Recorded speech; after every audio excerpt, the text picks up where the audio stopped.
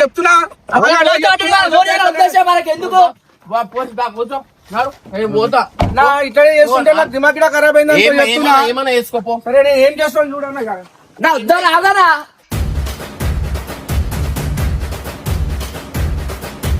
బండి చేయించిన తర్వాతనే నేను రేపు పొద్దుగాల కాల్ చేస్తాను. తీసుకో.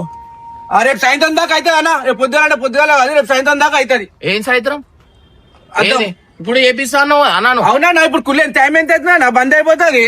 ఏమో అన్నా నీకే తెలియదు.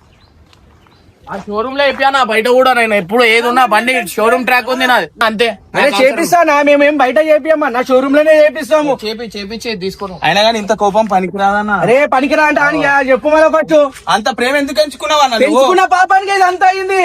లేకపోతే గంగుతో గొడవ పడి అతనిపై కోపంతో ఊగిపోతున్న వేణుని గమనించిన ఇమ్రాన్ అన్న అక్కడికి చేరుకున్నాడు. ఇద్దరిని శాంతింపచేయాలని ప్రయత్నించాడు. కానీ వేణు అన్న ఇమ్రాన్ అన్న మాటలు వినకుండా గంగుకి మద్దతుగా మాట్లాడుతున్నాడని కోపం పెంచుకున్నాడు. అప్పటికే కోపంలో ఉన్న వేణు అన్న ఇమ్రాన్ అన్న కారు అద్దాన్ని పగలగొట్టాడు. వేణన్న ప్రవర్తనతో ఆగ్రహం చెందిన ఇమ్రాన్ అన్న వేణుకి గట్టిగా వార్నింగ్ ఇచ్చాడు.